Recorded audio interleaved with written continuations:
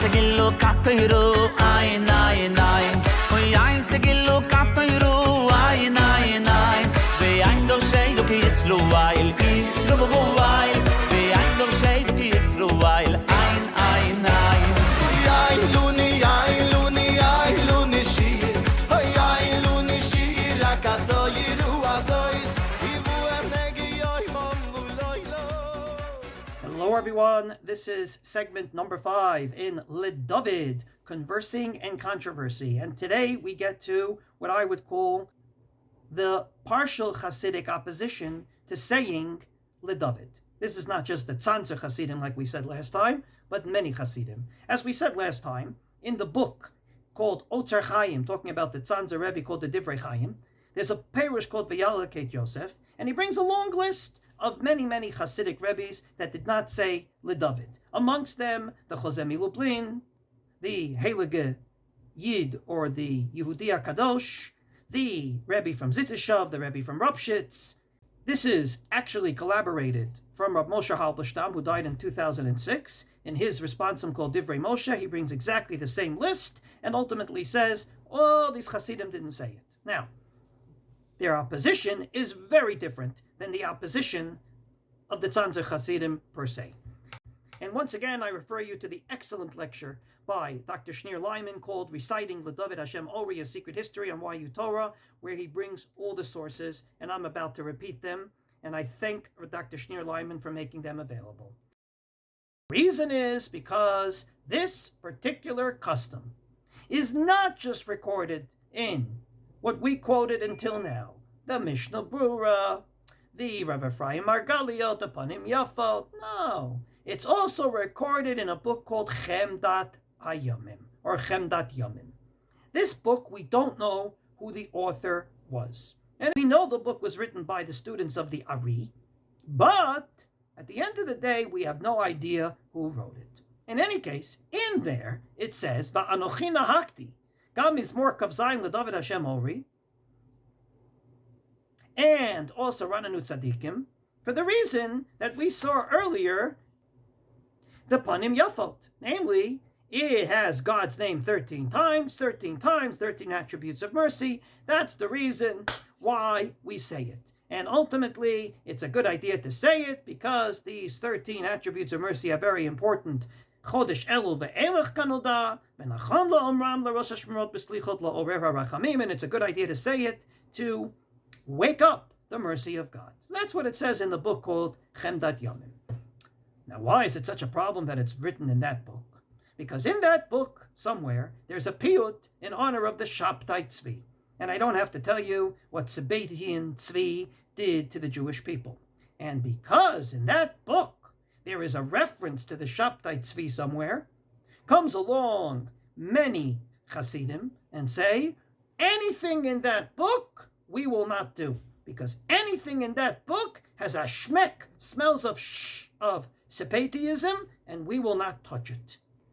In the words of Rav Moshe Halberstam in the Divrei Moshe and his responsum, כיוון שתקנת המזמור לדוד השם מראש חודש בסוף התפילה הוא מן הספר חמדת הימים, and in parentheses he writes, אשר יש עליו עוררין כידוע, and as we know it's a controversial book, לכן לא נהג זקננו הגאון הקדוש מצאנז לאומרו, and therefore the Tzanzer Rebbe didn't say it, and all the rest of the Rebbeim didn't say it.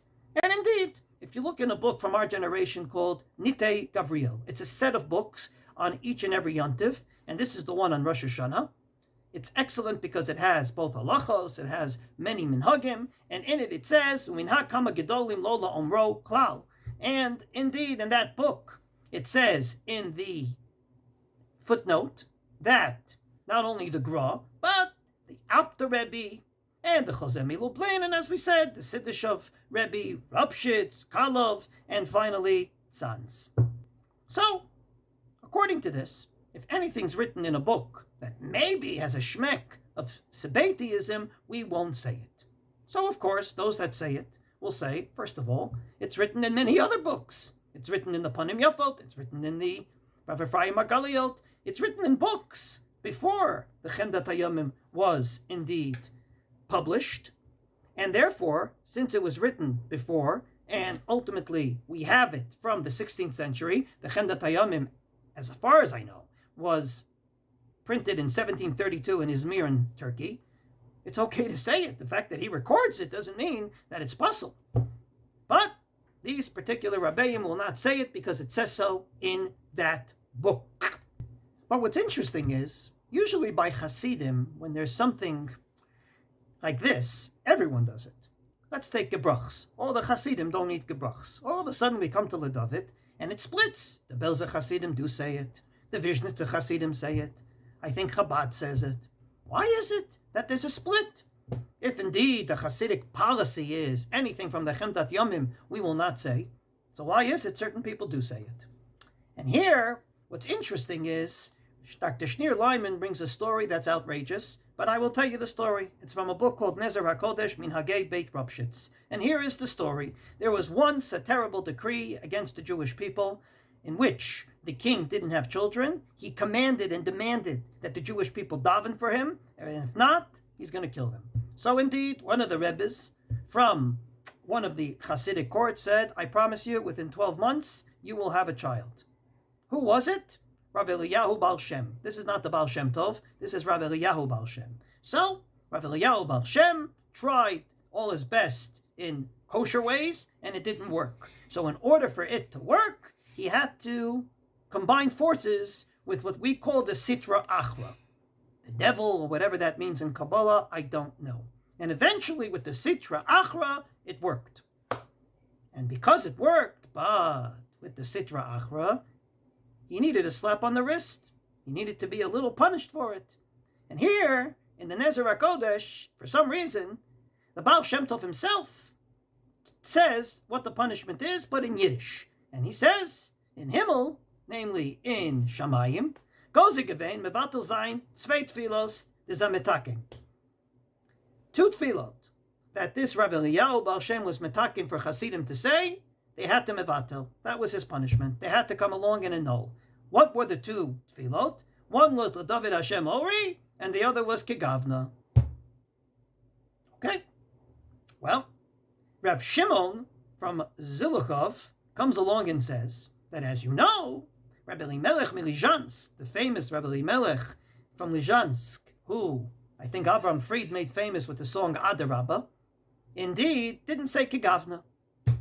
And the Abda Rebbe, he didn't say LeDavid. What happened ultimately, according to this story? This story explains why certain Hasidim say it and certain don't. Namely, he needed a slap on the wrist, but we didn't want to annul it. Namely, LeDavid is a great minhag, as is Kegavna, Friday night. So what did they do? They split it up. Certain Hasidim will say this and not that, and certain Hasidim will say that and not this. And indeed, to this day, the Abdi Hasidim do not say LeDavid, but they say Kegavna. And indeed, you could see many Hasidim that don't say LeDavid, but they say Kegavna. So that story would explain the split between the 2. To make a long story short, many Hasidim from certain Hasidic courts will not say LeDavid because it's recorded in a controversial book. Others say it, and we found a story to explain the split. But the bottom line is, because it's written in a controversial book, we will not say anything from that controversial book.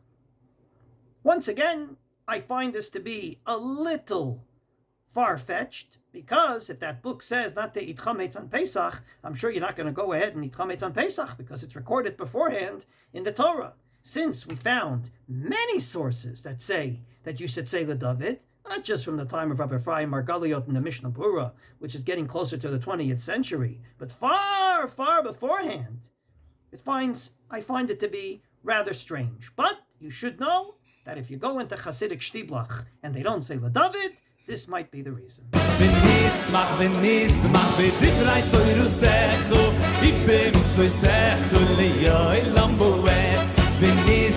ונשמח בדברי סוידו זכו